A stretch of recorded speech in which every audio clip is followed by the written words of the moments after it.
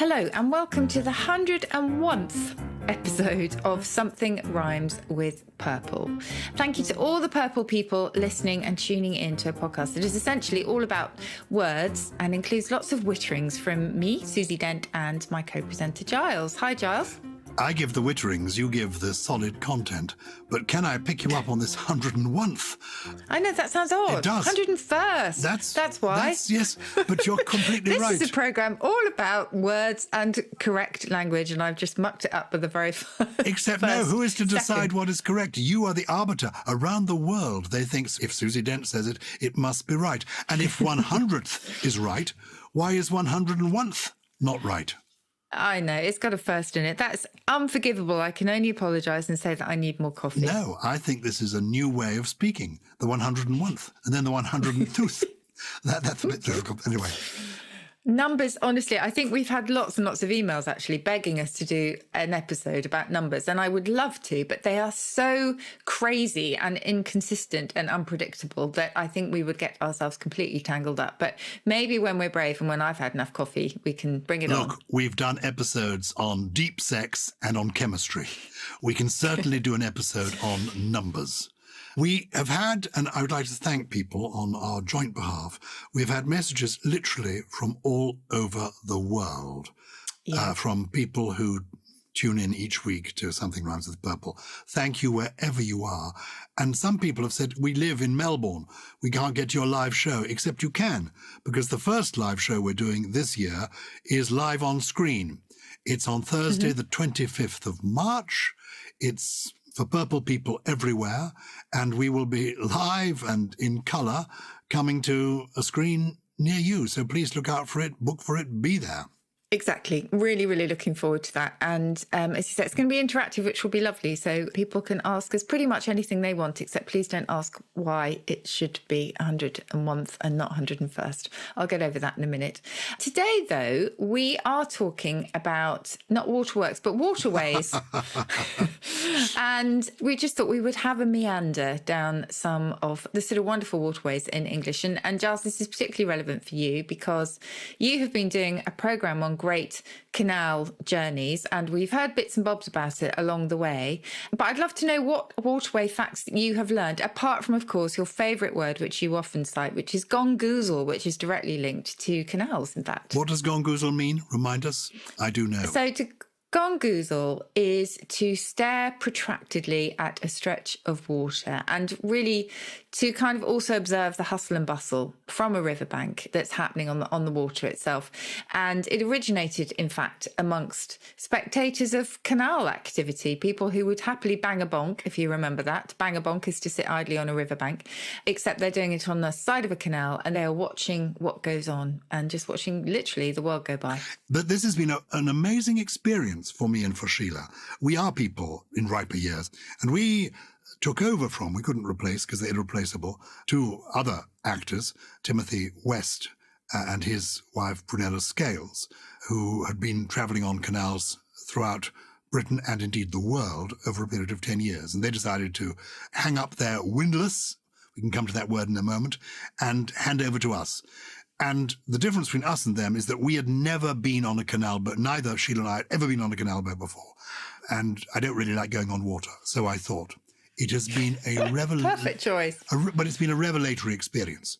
And I have loved it, being on the waterways. What I want to know from you is what water has contributed to our language. Obviously, we have waterways and water course, but give us some free-flowing thoughts on water and words, Susie. Well, it actually goes to the very heart of quite a lot of everyday words in English that I think would be entirely unexpected. So if you want to talk straight away about some of the words that are derived from rivers, for example, rival. The very sense of being a rival went back to people competing over the precious supply of water from the same river. To derive something meant originally to draw water from a river. To arrive was to arrive at a river. So, so many incredibly essential words in our language actually are built upon water as a very precious, valuable commodity.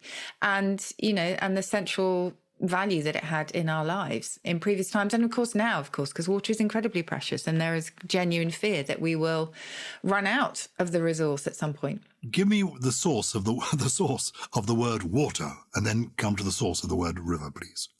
Well, water is simply from Germanic, Wasser. So it was, English, as I always say, is essentially a Germanic language, even though we've been influenced by hundreds of other languages, some more than others. So yes, it's a sibling of Wasser, as you would say in German. And river is from Latin, so that's got a kind of Romance connection. And that is from the Latin riparius, which was the bank of a river. As I say, it's sibling, very close sibling, is rival. Gosh, so river gives us rival, derived, all sorts of things. Yeah. Water inevitably leads us to waterway and watercourse and waterfall, and they're simply just building up over the years. That's waterworks. You just put two words together. Yes, absolutely. Those compound words, very simple.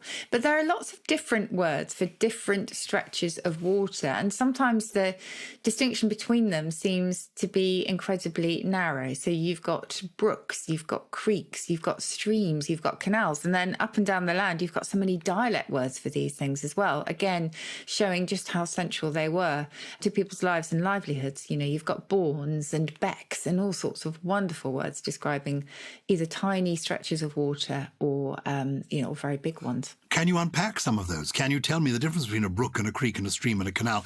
Start maybe with the canal, because canals are man-made. They were, as it were, the motorways of, certainly in this country, with the Industrial Revolution, we had to get things from A to B. Canals were built because it was the simplest, cheapest, most effective way, and horses drew canal boats along the canals. Where does the word canal come from? Canal simply comes from a Latin for a pipe or a groove or a channel. And ultimately that goes back to canna, C-A-N-N-A, meaning cane. So if you imagine sugar cane, that is like a sort of long, narrow tube. You've got the cannula that is used in hospitals, which people who've had cannulas, or any doctor will tell you, it's one of the hardest things to learn as a medical student is to insert a cannula. You've got cannon, which actually came to us via the Italian, but again, for a large tube. You've got a canister, you've got a channel, you've got cannelloni, you've got canyon. All of these are linked to canal. Goodness. Just as a little, going down a little cul-de-sac for a moment, cannon and cannon. The cannon you fire and the cannon in a church is spelt differently. Oh, yes. One has got two ends and one got one. That's right. The canon, which is a sort of collection of books or sacred books, that's very different. That's got nothing to do with channels. And that goes back to the Greek canon, meaning a rule. So canon originally were kind of prescribed text, if you like, or those that were considered to be sacred, genuine, and also, set out the principles or the criteria by which something is judged. So that's the Greek canon, meaning rule or law. Canonical, as in canonical texts. Exactly. And a clergy person who is a canon, that's the same source, is it? That is exactly the same source. Yeah. Whereas the canon that fires is this other meaning of canon, as in canal, because it's long and tubular. Exactly. Very good. Exactly right. So the canal comes from something that is long and tubular in shape. What is the difference between a canal and a stream? Well, I suppose a canal is man-made and a stream is made by nature. Yes, exactly. So a stream is a kind of small, narrow river, really. So it flows into a river. And of course, a river is a stream of water flowing in a channel to the sea or a lake or another river.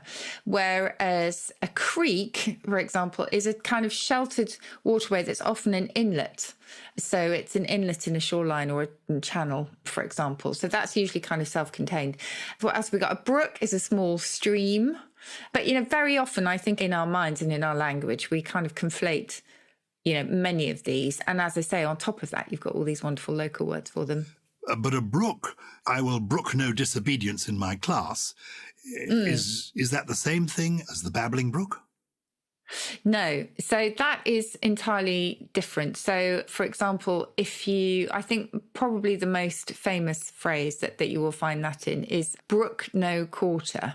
which means, I won't put up with anything. And actually the original meaning was to enjoy, but then it went on to mean able to digest. And that comes from an Old English word, brookan, which has got nothing to do with the brook that babbles. Oh, ain't language wonderful? Yeah, it was an idea of kind of being able to endure or able to stomach, if you like. And then the quarter bit, if you want that, is probably the same quarters as barracks that soldiers live in. So in other words, I will give no place to this, is the idea. Lots of different meanings there, but very different brook. But isn't that curious? It's the same 5 letters, but it has a totally different meaning and a different source. So the babbling brook, the river brook, the stream brook, what are you sure it's not the same? Because isn't it to do with the stopping of something? A brook is the part of a stream that stops something from going into the next bit of the stream? No, so that goes back to the Old English brock. We don't actually know where that comes from. But again, lots of siblings in German, Bruch, and Dutch Brook as well. But to brook, as in to tolerate something, is a different Old English word that is actually related to the German brauchen, which means to need. But yeah, that was all about kind of stomaching something and enduring it and putting up with. So very different etymologies. Good. Creek. Well, as I say, I kind of tried to define what that is, but actually that's related to a Viking word, kriki, meaning a nook. So it's the idea of something kind of quite small, contained, narrow, sheltered. In North American, actually, English, and I think in Australian and New Zealand English as well, it can mean a stream or a minor tributary, but we tend to use it for a kind of narrow inlet more often than not. Creeks don't creak, because that's spelt differently, the creaking sound, but brooks do babble. Why do brooks babble, I wonder? I don't know. It's a really interesting one. I ought to look this up because maybe there was a very influential poem at some point where the poet, used a little bit of onomatopoeia and alliteration for the babbling brook. I'm not sure. So many in English, people like Alfred Lord Tennyson. In Victorian times, people learnt much more poetry by heart, and they had these. Yeah. And so you could, if you were a great poet, you could get a phrase into the language, the babbling brook.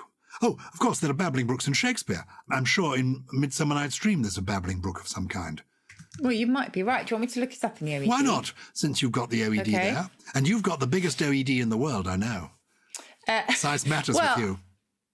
I have it online, so you can compute that as you like. So you recommend Summer Night's Dream, yes. Is this at the beginning where it's I know a bank where the wild thyme grows? Is that what you're thinking? Yes, and I know a bank that's now a coffee shop. Babbling Brook. Well, it says here, it's quite a nice poetic image actually, but not Shakespeare. 1728 is the first one that they have here of a babbling brook, which is most delight in unfrequented glooms or shaggy banks steep and divided by a babbling brook. So 1728. And then in Australian and New Zealand English, in slang at least, a babbling brook is an army cook. Or one who caters for a kind of party of, maybe sheep shearers as well. Oh, is that a rhyming slang, do you think? An army cook? Babbling brook? Yeah, exactly. It's rhyming slang, yeah. And I love the shaggy banks. That's an amusing description, isn't it? A little bit of... It is. Just going back to Shakespeare, he did use babble as a kind of indistinct, subdued, murmuring sound, and that was in Titus Andronicus. The babbling echo mocks the hounds. So there you go. It is there. Very good. Well, give us some more. I mean, ebb and flow. That obviously is a phrase that's come from somewhere. That's to do with water, is it? Ebb and flow? Yes, that's to do with water. So ebb is the tide going out and flow is the water rising again. So to ebb is Old English again, and the idea throughout Ibian as it was as moving away from something, and then the flow is of a sea or a tidal river moving towards the land. So obviously then it applied figurative uses of time passing, etc., not just the reflux of the tide, but also a flowing away or downward, that kind of thing. That goes back to the 15th century, in fact. Something that's much more modern with time passing is the watershed. Now, they often refer to this, certainly in the UK, on television. They say, is it after the watershed or before the watershed? Which I think is supposed to be about 9 o'clock, after which you can use bad language and all sorts of supposedly adult themes. But before the watershed, you're not supposed to be able to use them or show them. What is the origin of watershed in that context, and where does watershed come from? Well, watershed is simply an area or ridge of land. I mean, you know this, obviously, that separates waters flowing to different rivers or different stretches of river, really. So that had a very simple geographical meaning, which then, of course, metaphorically was transferred to a turning point in a situation. So something that marks a transition of some kind. So that's simply water. And then shed in this sense is a ridge of high ground. And I think watershed came together because they have in German Wasserscheide, which means very much the same thing. So it's a different sense of shed. It goes back to an old Germanic word meaning to divide. Very good. So a watershed moment is a dividing moment. A key moment. You mentioned the poetic shaggy banks, a phrase we're not familiar with, but we are certainly familiar with riverbank. Why is a bank called a bank? I suppose is it to do with, as in banquette, that which we've touched on before, and banquet is something you sit on. It's a bench, essentially. Yes, it's a bench. So it's Latin and then through French, a banc, B-A-N-C. So it is a bench that you sit on. It's related to bench. It's related to the bank into which you put your money, because do you remember the money lenders used to have tables or kind of low benches on which they did their trade. It's linked to bankrupt because in Italian bancarotta meant a broken bench, because it meant when a moneylender went out of business, the bench was either figuratively or literally kind of broken to mark his demise, or her demise, probably his. So all of those are related to the riverbank, and the riverbank is simply somewhere where you might like to sit and gongoozle. Well, look, before we do that, or even go up shit creek without a paddle, should we take a quick break? Let's do that. Welcome back to Something Rhymes with Purple. We're on the water, on the waterways. We're not being sold down the river. We're brooking no quarter. We're tiding ourselves over. There's water under the bridge. All these turns of phrase. I suppose the water and the river, in fact, I know this from the Canal series, once upon a time, the water works around the country were like the main roads. They were absolutely central to people's lives. So perhaps it's not so surprising that water is so frequently involved in phrases.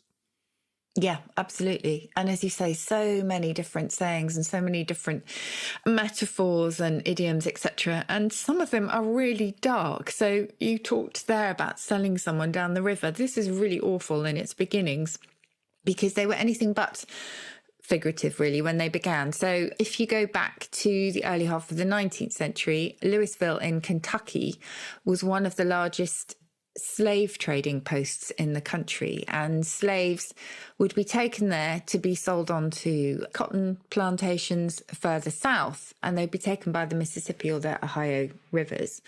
And obviously what awaited them was horrendous hardship, brutal labour, cruelty of the highest order. So it was the worst fate of all. And some took their own lives, actually, before they arrived. But the idea of being sold down the river is simply being sold by a slave's owners to a plantation owner who could be often particularly sadistic. So it's the sense of profound betrayal, really. And it's all about human treachery. But this is why I love language, because as we unpack these words and phrases, we are unpacking our heritage, both the dark side as well as the sunny side. Yeah, it's awful. Water under the bridge, I suppose that's quite simple. It's, what happens when you play poo sticks. Yes, water under the bridge. There were lots of different forms of this. So there was water over the dam, water under the dike, water under the mill, etc. And it was all to do with the passing of time, or the suggestion that past events have been forgotten and aren't worth bringing up anymore.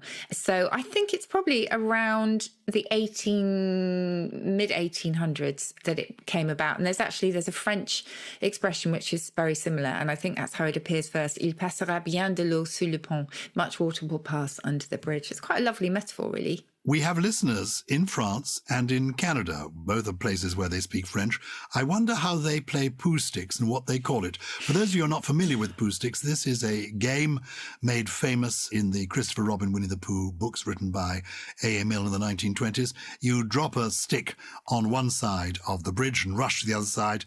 In fact, you drop two sticks and you see which one gets there first. Did you play poo sticks as a little girl? All the time. Yeah, no, I played it with my kids as well. But to my embarrassment, I actually can't remember where it appears in Winnie the Pooh. Where is it? Or does he play it all the time? No, he doesn't play it all the time. I think it's in the house at Pooh Corner. Okay. But if I've got it wrong, no doubt, purple people will put us right. We like you to do that. It's purple@somethingelse.com if ever you want to get in touch. Up shit creek without a paddle. Not a very nice turn of phrase. Before we go to that one, can we do Bridge Over Troubled Water? Please, I and I hope you might sing it. that song. No, I'm not going to sing it, but I do love it. But I've done a bit of research into the history of it, so I hope I've gone to the right sources, because I didn't actually know. I knew it was a Paul Simon and Art Garfunkel song, obviously, but it was created in the 60s when, you know, Bobby Kennedy, Martin Luther King were gone, racial tensions were everywhere, it was Vietnam War, Richard Nixon was about, and apparently Paul Simon, he had these opening lines in his head for a while: when you're weary, feeling small, when tears are in your eyes, I will dry them all. And he put them together. I think it was one of his favourite Bach chorals, but then he couldn't think of where to go from there. And what ultimately inspired him to finish it with The Bridge Over Troubled Water was a song by a gospel group called the Swan Silvertones. And there was a quote from Paul Simon. He says, every time I came home, I put that record on. I started to go to gospel chord changes and took the melody further. Then there was one song where the lead singer was scatting and he shouted out, I'll be your bridge over deep water if you trust in my name. And he said, well, I guess I stole it. And how brilliantly he did steal it, because it's such an amazing song, isn't it? And it's kind of slipped into English as an idiom, you know, unto itself, all because of those beginnings, which I love. I love actually reading lyrics as though they were poetry. You know, of course, a great song, you hear the music and you immediately think of the words, or you hear the words and you immediately can imagine the music. But some lyrics like those work well simply as poetry, Bridge Over Troubled Water. So well done, Simon and Garfunkel. There isn't an Up Shit Creek song, I hope, but where does that rather lurid phrase come from? It's really interesting, because I assumed that Up Shit Creek was the kind of more modern version of Up the Creek, but actually it's the other way around. So Up at the Creek came a good few decades after Up Shit Creek. And Up Shit Creek, have a guess at when that originated. I don't know, 1930s? No, 1860s. Goodness. And actually, the first record in the Oxford English Dictionary is from the record of the US House of Representatives, where it says, our men put old Lincoln up shit creek and we'll put old Dill up. I'm not sure who Dill was. I think our US listeners will know. And then Ernest Hemingway used it as well. The stuff is so tight and hard and everything hangs on everything else, and it would all just be shot up shit creek. So, yeah, it's just, I mean, it's a really vivid image, isn't it? It's a creek that's full of horrible stuff. Have you seen the TV series Schitt's Creek that Netflix is? No, you were talking about the other day. And in fact, someone just yesterday mentioned Call My Agent. And I was saying how much you loved that one as well, because we were out for a walk and we saw a dog that apparently there is a dog character, is there not, in Call My Agent? Yeah, and we saw Call My Agent is a very superior French series, and now it's come to an end on Netflix. Schitt's Creek is a very funny TV series. Now in its sort of 6th, 7th, 8th season, it's yet again won Golden Globes. I think it's very funny. It's a place called Schitt's Creek. That's the idea. And there was it's spelled SCH, right? Exactly. SCH, anyway, I do. That's how you spell it in German, though. Shitter. Is that how you with an SCH? Yeah. What's the origin? Yeah. Actually, it's not a very nice word, but since we've touched on it, and it is connected with water because we flush it away, and we're in the creek now. What is the origin of the word shit? It's quite interesting because, you know, in our swearing episode, we were talking about how everyone talks about, those old-fashioned Anglo-Saxon words, which, you know, people use that as a byword for a swear word, but actually more often than not, they came about in the Middle Ages. But shit is an exception, and it simply goes back to the Old English schitter, meaning literally diarrhea, and it's related to the German scheißen. So you've got scheißen, schitter, and all sorts of things. But it was originally completely neutral, so not used in a vulgar way at all. It was only later that we put that taboo on it because we are slightly prudish, aren't we, about toilet habits? I think quite rightly too. We've touched on words deriving from river, like rival and derive and arrive, which I like. Are there, in the past, you've introduced me to words that have within them hidden words, as it were, where we don't realise. Are there words in our language that actually come from the water world that we wouldn't have known come from water? Yes, there are. I mean, to start with stew, I know we're both veggie. You know, I love a good vegetarian stew, but you might never guess that it actually went back to naked bathing. Because when in the middle, well, today when there's a drought, we might be urged to bathe with family or a friend, pre-COVID, I guess. But in the Middle Ages, baths were, of course, designed to fit multiple people. And they were quite big events, and you would be entertained with wine and food and music, etc. And the Crusaders apparently loved the Turkish baths that they encountered, and they brought the idea of hot baths and sweating rooms home with them. And these were known as stews. So they were huge public bathhouses that would open up beneath the sign of a Turk's head, which was the symbol of the Crusaders. And in them, they could stew to their heart's content. And actually, it goes back to the Latin, ultimately, estufare, which also gave a stove, but also is linked to the Greek typhos, meaning vapour. And that word gave us typhoid because of the heat in the body that horrible disease presents itself with. Anyway, a few years or so after the Crusades, stew had apparently been adopted by medieval chefs, possibly as a joke, but it was all about tenderising meat and veg by simmering them in a little liquid, just as you might simmer yourself in a hot bath. So yeah, it was a really strange journey from bathing in the nuddy to having a good old-fashioned stew and dumplings. You know... Forget the dumplings, actually. I'm not sure I like that image. Yeah, that's where it goes from. The definition of a gentleman is someone who, when sharing the bath, sits with his back to the taps. Oh, that's a nice one. My father explained that to me. That's as close as we ever got to a discussion of the facts of life. Shall I give you another one? Yes. Obviously, as you get older, some people are affected by cataracts in the eye. And of course, cataract still has a secondary meaning of a kind of floodgate or a sort of waterfall, if you like. And that is because for the Romans, cataracta could mean both a waterfall and a kind of portcullis, so a heavy barrier lowered in front of a gateway. And they explain the different uses of cataract today, really. So the first led to the sense of a large waterfall that tumbles over a precipice. And then the medical meaning is because of the clouding of the lens of the eye, with the idea that the person's vision is obstructed by this condition, as though a portcullis has been lowered down over it. So that's why they're called cataracts. And as I say, they've got then water in their history, albeit hidden.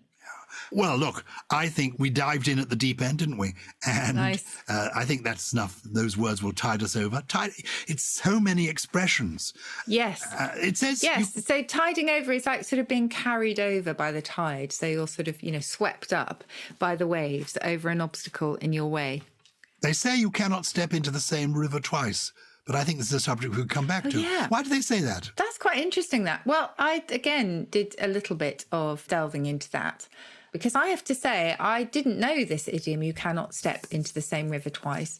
But it goes back to a philosopher, Heraclitus, who apparently was quite influential and who believed in a unity of harmony in the world, but also that he kind of saw the world as being in flux constantly. So everything is forever changing. And so that's the same idea, because you can't step into the same river twice, because the second time you will be a different person and it'll be a different river in that sense of flux. Isn't that lovely? Well, we will come back to water. We'll step into this river twice, because we haven't actually talked about frozen water, which is interesting. Oh, ice. No, we haven't. Oh, but maybe that we'll wait until winter and spring is... And then I want you to sing Let It Go. I want to sing Let It Go. Through. We haven't done enough musical episodes with us both singing. Oh, my goodness. I sent you my vaccine song, didn't I? No, I heard Dolly's one, which was brilliant. Oh, when Maxine took the vaccine, I haven't sent it to you? Not that I've seen. Well, look, I'll send it to Lawrence, our lovely producer, and maybe he and Jay and Gully and the team can put it in at the end of the episode. It's going to be you against Dolly. It's me. With vaccine. Exactly. It's vaccine. I look forward to that. Good. Meanwhile, have people been writing to us? Oh, they have. As always, we love the emails from the Purple People. And there's one from Harrison Gookie. What a brilliant name. Apologies if it's Gookie. I'm not sure quite how to pronounce that. But he says that he refers back to our law episode in which we gave the meaning and origin of the word pettifogger, which reminded him of a particular quote in his favourite film Lincoln with Daniel Day-Lewis.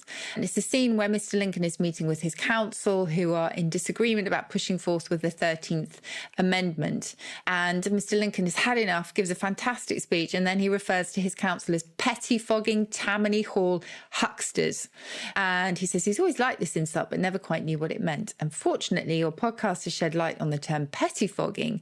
And I understand that Tammany Hall references a role Daniel Day-Lewis played in a previous film. And Lawrence, the aforesaid brilliant producer, tells us that it was an 18th century New York City political organisation, which you'll find in Martin Scorsese's Gangs of New York. So, wow, this podcast definitely takes us places. But he's wondering where huckster comes from, because that will complete his set. So I can try and answer that one. Huckster, I mean, they go with hawkers and peddlers and people who've been selling things out of the back of wagons for a very long time. Huckster simply goes back to a Dutch word, hukken, meaning to peddle, simply. So it came to us via Dutch, as so many words did, and it was first recorded in the 14th century. And in the sense of a hawker, it's been appearing in English since about the early 1500s. So there you go. It's been around for an extremely long time. But I didn't know about Tammany Hall, so I've learnt something from Harrison now. Good. And from Lawrence. This is an education in itself here. And Harrison adds, congratulations on reaching 100 episodes. Thank you, Harrison. And we love you being called Gookie. It's a great, great name. It's excellent. Somebody else with an interesting name has written to us, Ayla Iridag. I hope I pronounced that correctly. Currently listening to episode 99 on legal language while working as a lawyer in Scotland. And they call them different things up there, I think. Some of the language up here is a little different. Ah, yes, says Ayla. We have advocates rather than barristers and 15 people in a jury rather than 12, for example. Which is interesting. Still an odd number. It's very strange. Yeah, and given the population is smaller in Scotland. Anyway, however, my question is this. In Scotland, to become an advocate, you must undergo a period of shadowing, learning and assessment known as deviling, similar to pupillage. If you're a pupil, you have a pupil master. If you're being a barrister in England, it's called pupillage. But in Scotland, it's called deviling. And the people are known as devils during that time. Where does this come from? Well, I could not get to the bottom of this one. So thank you, Ayla, for setting me off on an adventure, really.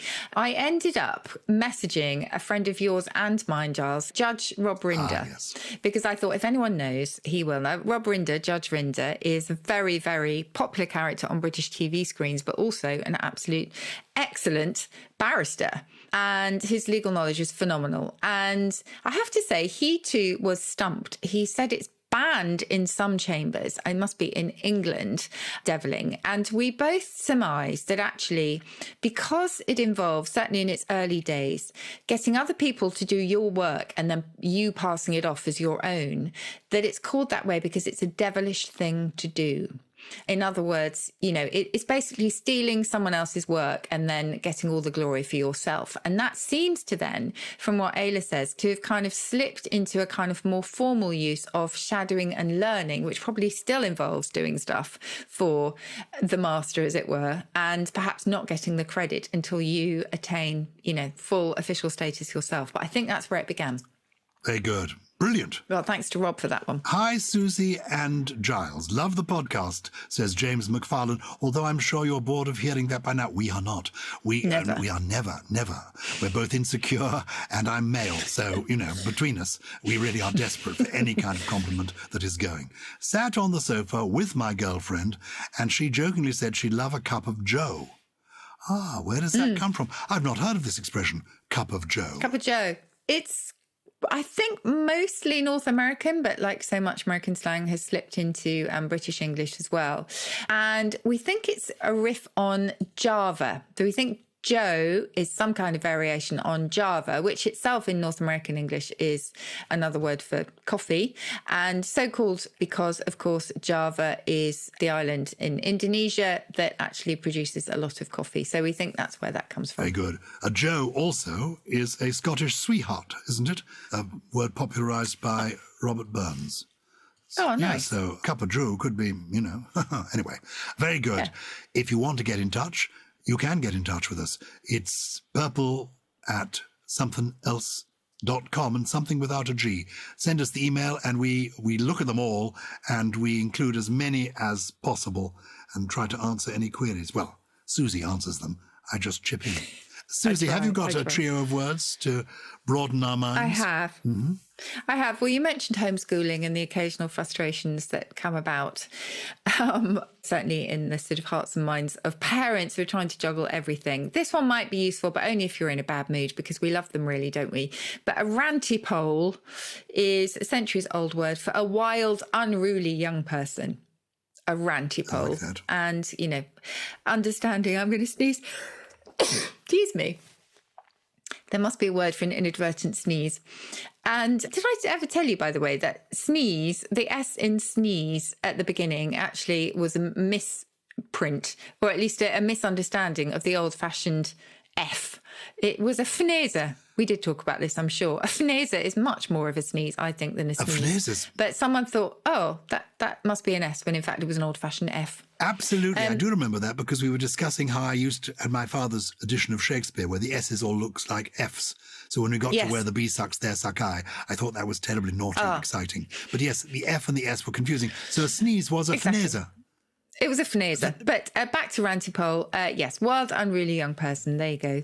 My second one, I may possibly have used this one before, and I'm not sure whether you'll like this one, Gyles, but I think, you know, they are around. Cockalorum. A cockalorum is a little man who thinks he's rather big. Oh, I think it's a good... In every sense, I think, you know, in well, I know what you mean. In the sense of, you know, thinking that he's kind of strutting around and owns the world, but actually... A cockalorum, how do you spell that? Little in everywhere. Cock-a-lorum, L-O-R-U-M. And it's as in, you know, the sort of the cock on the heap. The cockerel. Cock on the heap. Yes. Thinking is, strutting. Oh, what a little cockalorum. I like it. Exactly. No, it's a good word. Strutting huff snuff. It's a good one. And then my last one, we don't always look to words that have been created by one particular person, especially if they don't get in the dictionary. But I love this one. And again, I think we will all recognise the phenomenon. If during the pandemic, during lockdown, you've been watching a lot of Netflix, as we have, sitting on the sofa, there will always be somebody who chats the entire way through a movie.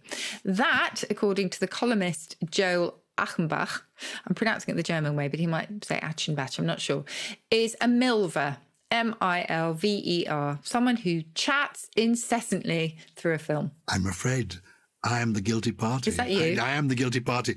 I'd been doing a television series in the UK called Celebrity Gogglebox, where I sit on a sofa either with my friend Sheila Hancock or with my friend Maureen Lipman, and we watch TV. And of course, they encourage us to chatter, but it's not a problem because I do. And Maureen is forever saying, "Oh, shut up! For God's sake, shut up! Trying to follow this. I've not seen this before. Shut up!" I am clearly is it a milverer? Somebody who No, a milver. A milver. You're a milver. I'm a M-I-L-V-E-R. milver. Somebody who doesn't stop talking. Yes. In a film, specifically. Somebody who's, oh dearie me. I'm so sorry. I just got into the habit of it. That's why watching anything takes us twice as long. In fact, it usually takes us 3 times as long because we have to replay everything because of our age, we didn't quite hear what they were saying. And then because I talk through the scene, my wife says, "Please play that again. I missed that." So every hour-long program actually takes 3 hours to view. That's because I'm a milver. Yes. I think you have just proved the point. I've got a nice short poem for you this week because I was looking for a poem that was connected with water because I knew we were going to talk about canals and rivers and, you know, things that go splash in the night. And I then set to wonder why it was that the rain looks like rain. Why does it come down in the way it does? Why doesn't it come down as bubbles or in buckets? Why does it come down as it does? And then I remember this lovely little poem by Spike Milligan. There are holes in the sky where the rain gets in, but they're ever so small. That's why the rain is thin. Like that. It's like having a giant colander in the sky. That's lovely. Thank you to everyone for listening to us and for supporting us through 101 episodes. We are incredibly grateful. I'm going to go and chastise myself for ever thinking that 101th was the correct way of putting things. But meanwhile, Something Rhymes with Purple is a Somethin Else production produced by Lawrence Bassett with additional production from Harriet Wells, Steve Ackerman, Ella McLeod, Jay Beale, and whereabouts unknown, Gully. No cockalorum he. Maxine was scared to death. You hear such awful tales. People are dying from wind Winnipeg to Wales. But now she's a different lady. Her life's changed overnight. Where there once was darkness, she can see some light. Since Maxine took the vaccine, everything is fine, so fine. Her life is so much better, and so is mine. She feels like she's been locked in a lion's den.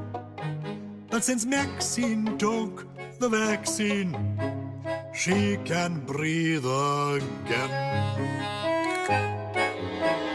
Maxine was so careful, she never made a fuss. She kept her distance and never took the bus. She sang happy birthday every time she washed her hands. When you're in isolation, it messes with your plans. Since Maxine took the vaccine, everything is fine, fine, fine, fine. Her life is so much better, and so is mine. She feels like she's been locked in a lion's den.